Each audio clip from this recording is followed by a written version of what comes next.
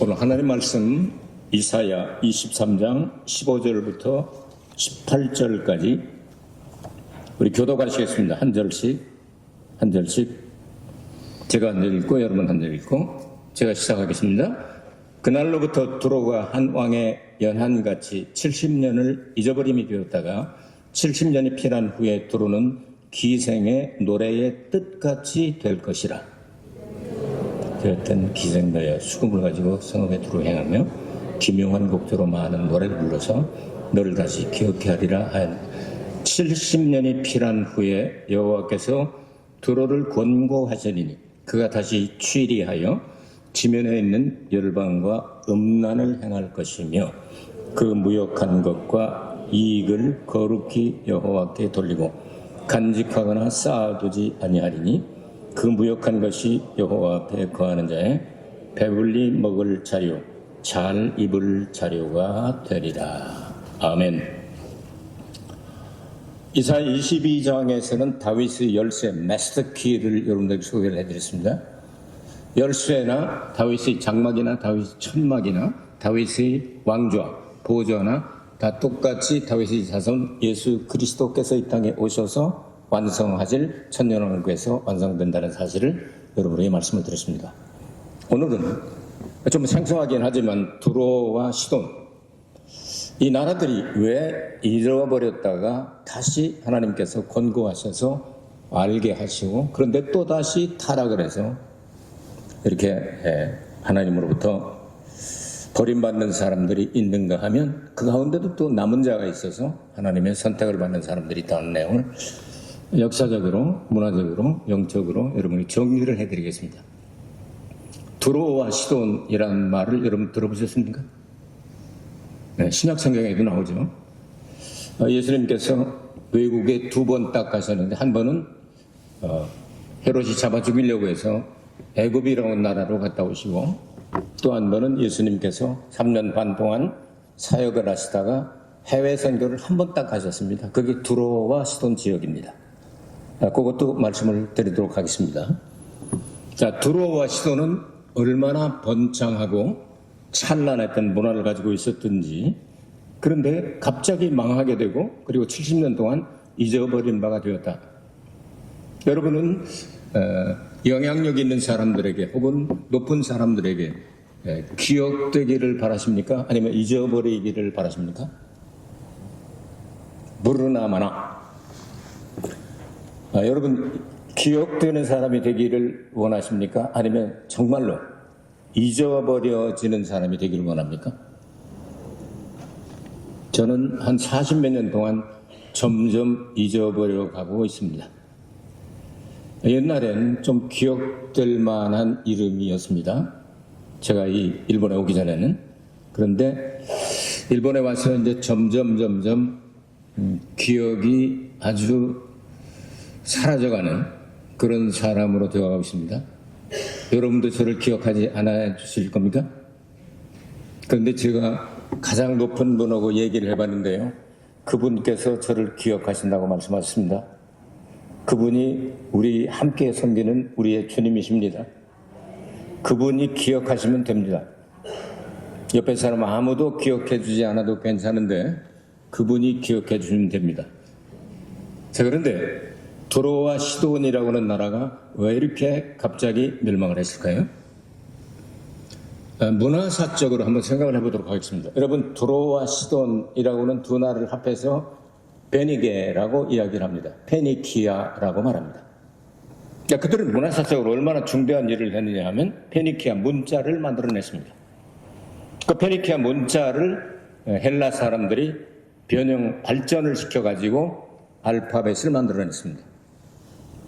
그래서 유럽 지역에 가면 똑같이 다 알파벳으로 시작해서 알파벳을 다 사용하게 됩니다.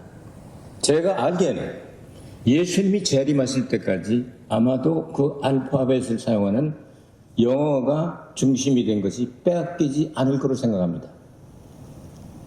저는 아침마다 영어 성경 한 구절을 쓰는 습관이 있습니다.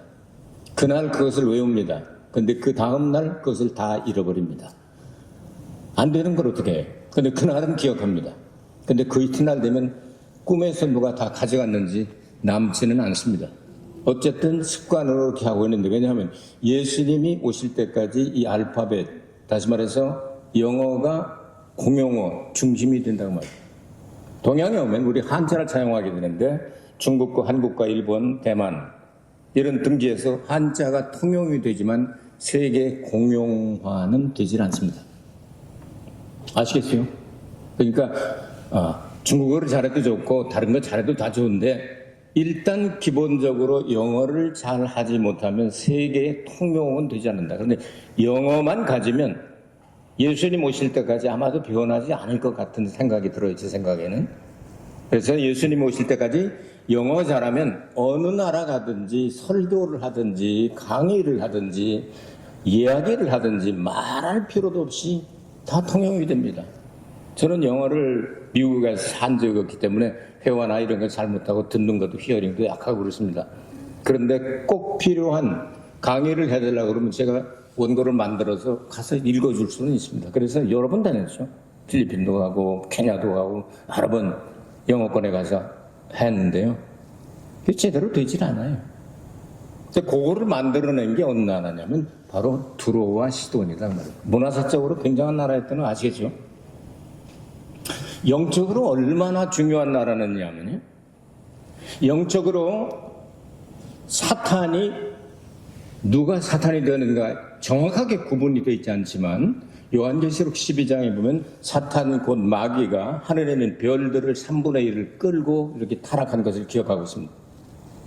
그러니까 바벨론에 빗대서 이사야 14장에서 우리가 공부를 했듯이 바벨론에 빗대서 아침의 아들 계명성이었다고. 예수님 계명성, 사탄도 먼저는 계명성 똑같이 계명성을 사용하죠. 그것이 타락을 해서 결국은 하나님으로부터 버림을 받은 것을 내용을 이야기하고 있죠. 그런데 거기 한 줄 더 써서 이 에스겔서 28장에 보면 더 중요한 이야기가 나옵니다. 하나님의 동산, 그러니까 에덴 동산, 거기에 같이 거닐던 그 자가 타락을 했는데 두로 왕의 빗대어서 두로 왕의 타락을 그것으로 비교를 하고 있습니다. 그러니까 영적으로 말하면 가장 높은 곳에 있다가 떨어진 그러한 사탄의 원인자가 될 수 있는 그것을 비유할 때 두로 왕이라고 표현을 했다는 말입니다. 영적으로 굉장히 중요한 그런 나라였습니다. 또 하나는 그 나라 사람들이 두로와 시돈 사람들이 만들어낸 그 구약 성경에 많이 나오는 바알과 아세라가 그것이 발상지입니다.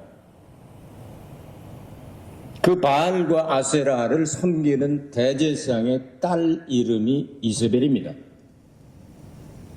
이세벨이 이스라엘의 왕과 결혼을 했는데 그 남편 이름이 아합이라고 하는 사람입니다. 그래서 망조가 들기 시작을 하죠. 영적으로 말하면 가장 높은 곳에 있다가 타락한 사탄의 기원이 될 수는 그룹이 타락한 것으로 비유를 하였고, 그리고 우상숭배로 말하면 바알과 아세라라고는 구약 성경의 가장 중심되는 우상을 만들어낸 나라, 그걸 수출한 나라, 엄청나죠? 문화사적으로 생각할 때는 페니키아 문자를 만들어낸 나라. 그러니까 얼마나 교만하고 허영이 많고 얼마나 물질이 풍부했으면 굉장한 성적인 타락과 그리고 모든 도덕적인 타락의 온상과 중심지가 될 수 있는 거예요. 오늘 기생이라는 단어가 몇 번 나오는데 이게 영어로 헬로스라는 단어입니다. 이건 뭐냐면은 몸 팔아서 먹고 사는 사람을 이야기합니다. 이걸로 빗대어 볼 때 영적으로나 문화사적으로나 아니면 이 역사적으로나 대단히 귀중한 나라였고 엄청난 나라였다. 성경이 기록하기를 그보다 더 높은 나라는 기록하고 있지 않으니까요. 이런 엄청난 나라였는데 갑자기 망하여 70년 동안 잊어버리게 될 것이다. 그 나라를 기억하는 사람이 아무도 없을 만큼 잊어버리게 된다. 그것은 바벨론 유수와 연관이 되어 있는데요. 유다 백성들이 하나님께 범죄하고 그리고 하나님의 말씀을 버리게 되자 하나님께서 그들을 징치하시고 징계하시고 깨닫게 하시기 위해서 70년 동안 바벨론 포로로 잡혀가게 될 때 두로와 시돈 사람까지 싸잡아가지고 다 그쪽으로 끌고 간 것으로 보이게 됩니다. 그래서 이스라엘 사람들이, 유다 사람들이, 유대인들이죠. 이들이 거기서 만들어낸 회당, 요즘 말하면 교회당 같은 그런 곳에서 같은 영향을 받고 돌아오는 사람이 있었던 것 같습니다. 오늘 성경에 보니까 그들이 벌어들인 돈을 가지고 이것을 이 제사장들이나 거룩한 곳에 사는 사람들이 옷도 입고 그다음에 밥도 해먹을 수 있는 그러한 것을 제공을 하고 있습니다. 자, 이런 여러 가지 내용들을 생각하게 될 때 70년 동안 잊어버려서 이제는 두로, 시돈 그런 나라가 있었나? 아무도 기억하지 못할 때 하나님께서 권고하셨다. 기억해내셨다. 하나님이 기억하시고 해방시키면 해방되는 겁니다. 유대인들도 70년 동안 잡혀갔다가 하나님의 은혜로 말미암아 해방되는 것처럼 우리가 죄에서 해방되는 건 어떤 노력이나 철학이나 아니면 학문이나 아니면 지식이나 아니면 수행이나 어떤 다른 방법으로 들은 것이 아니라 하나님의 은혜로 말미암아 하나님이 기억하시고 내가 너를 지명하여 불렀나니 너는 내 것이다. 내가 너를 용서하겠다. 너를 죄 씻음 받게 하겠다. 그리고 구원을 해주겠다. 주님께서 기억하셔서 여러분을 1000명에서 1명, 10,000명에서 1명을 뽑아다가 더구나 한국에 있으면 뺀들려고 그래가지고 안 믿을 것 같아서 일본까지 보내가지고 구원해 주신 거 믿어지면 아멘. 그렇죠? 여러분 죄송스럽습니다. 뺀질거릴 거라고 했는데 그렇지 않은 분도 많이 계세요. 어쨌든 어떤 사정에 의해서 일본에 와서 구원받아야 될 것 같으니까 일본에 보내신 건 틀림없단 말이에요. 하나님이 긍휼을 가지고 하나님께서 권고하셨기 때문에 하나님의 자녀가 된 거지. 우리가 빽쓰거나 우리가 좋은 나라에 태어났거나 교육을 많이 받았거나 수행을 많이 했거나 기도를 많이 했거나 선행을 많이 했기 때문에 그러니까 너는 가능성이 있으니까 내가 너 자녀로 삼아주겠다 해서 된 게 아니라 이쁜 구석이 한 군데도 없고 성경 가운데 타락한 인생에 예쁘다고 말씀하신 것은 복음을 들고 산을 넘는 자의 발이 어찌 그리 아름다운 거 한 번밖에 안 나온단 말이에요. 이사야 52장 7절에. 자, 이런 내용들을 생각하게 될 때 하나님께 기억되는 사람이 되기를 주의 이름으로 축복합니다. 하나님이 모른다 하면 끝나는 거예요.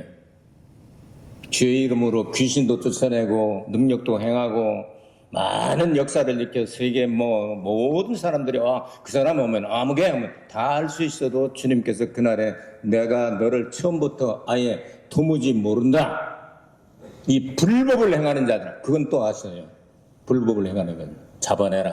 깜깜한 데서. 그것은 성경 전체를 보면 1000년 동안입니다.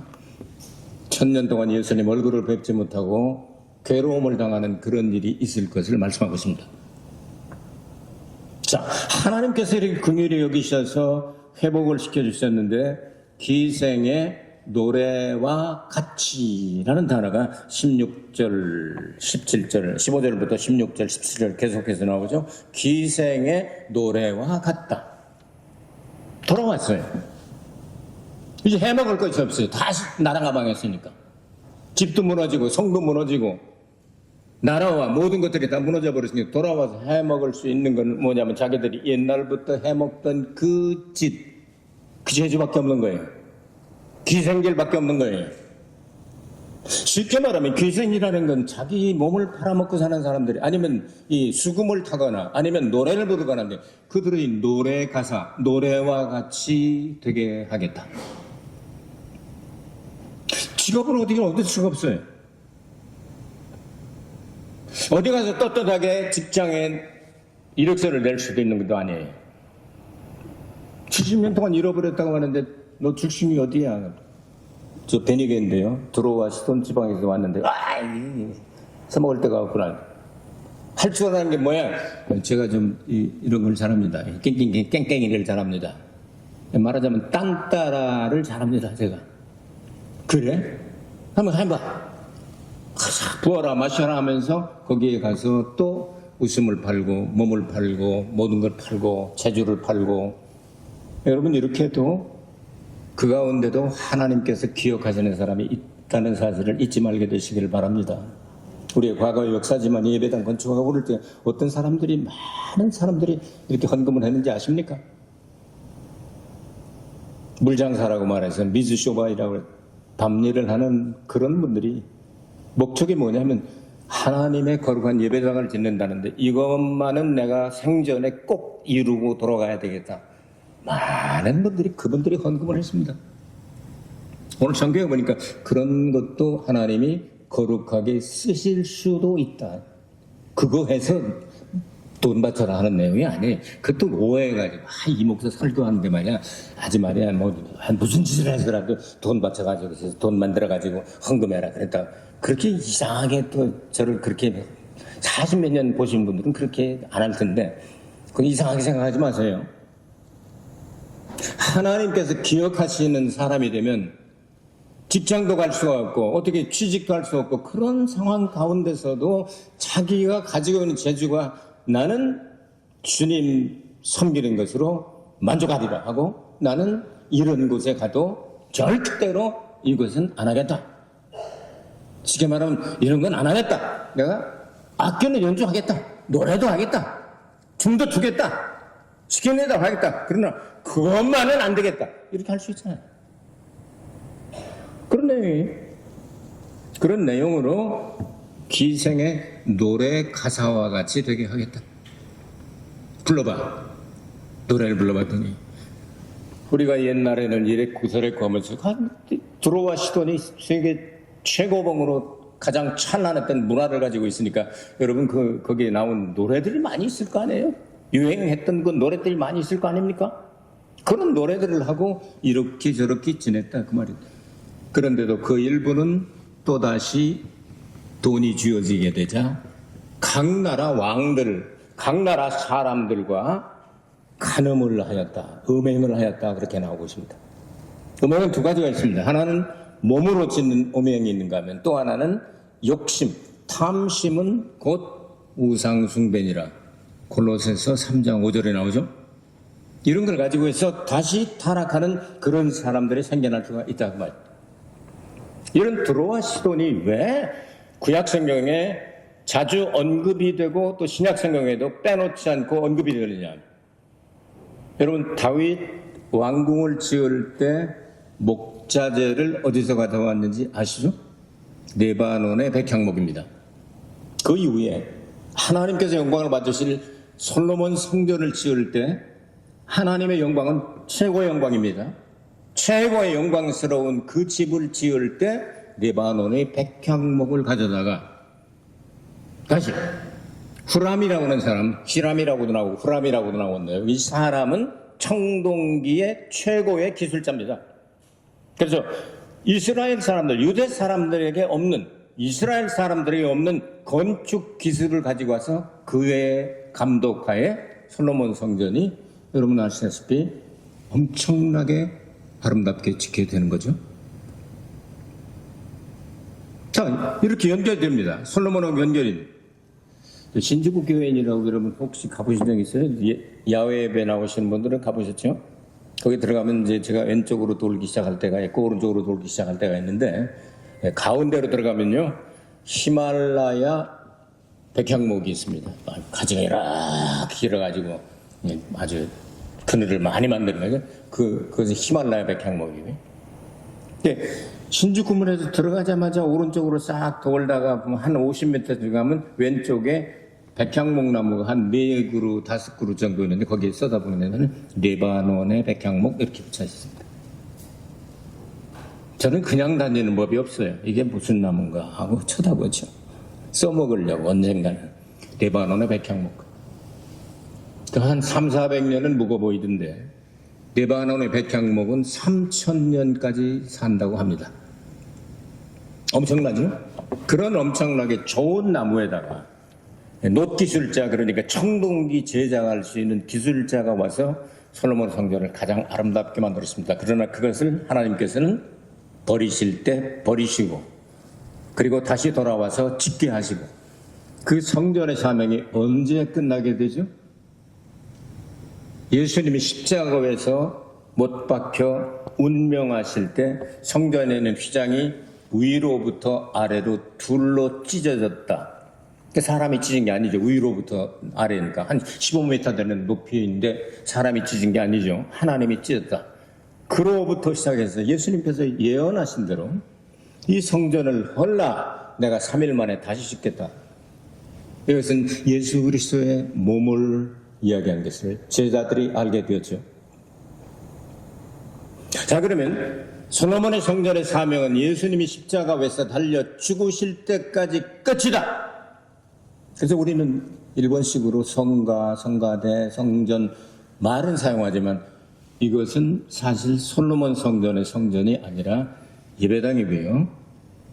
진짜 성전은 예수님의 보혈로 값주고 사신 성도의 집합체가, 그래서 신약성경에 예수님의 신부된 교회는 반드시 단수로 나옵니다. 하나로 나옵니다. 하나밖에 없습니다. 여러분, 거기에 소속되기를 주의 이름으로 축복합니다. 그래서 한 신랑에게 한 신부를 중매쟁이가 바로 사도의 역할이다 하고 고린도후서 11장 2절에 나오고 있습니다.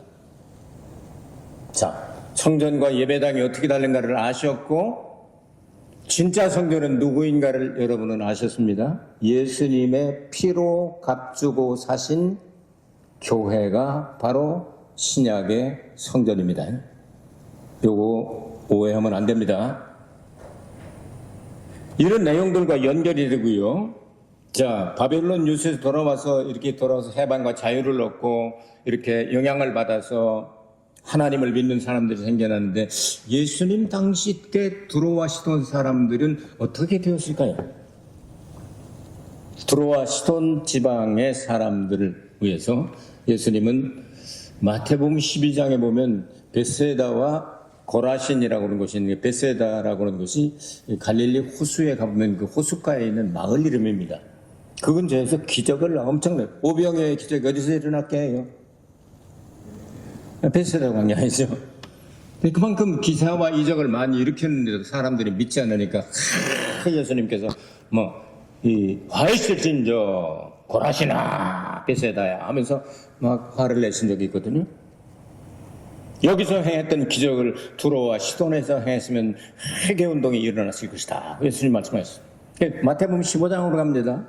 15장 21절 이하에 보면 예수님께서 해외에 가셨다고 그랬죠. 한 번 딱 가셨다고 그랬죠. 어쨌든 금 넘어가면 해외예요. 이스라엘에서 금 넘어가면 해외란 말이에요. 두로와 시돈이란 말이에요. 그러면 거길 넘어가셨어요. 거기서 복음을 증거하시고 많은 기사와 이적들을 행하시게 될 때 어떤 여자가 와가지고 자기 딸이 흉악한 귀신이 들려서 죽게 됐으니까 살려달라고 끝까지 매달립니다. 예수님의 제자들이 그것들을 전부 다 아니 이런 여자가 말이야 갑자기 순서와 절차를 무시하고 이렇게 오냐고 말이야. 자꾸 밀리고 했는데도 그래도 끝까지 하니까 예수님께서 주목을 하시게 되죠. 처음부터 주목하시겠죠.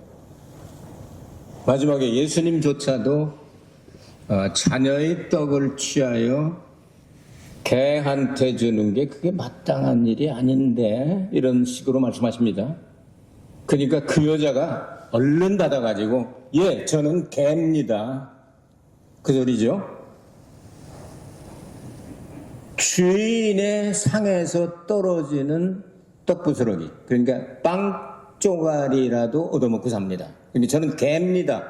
개라도 줬사오니 주님이 부스러기라도 주셔서 저를 그리고 나의 딸을 고쳐달라고 얘기를 할 때 그 믿음을 칭찬하시면서 그 여자를 구원에 이르게 하시고 그 딸을 치료해 주시죠.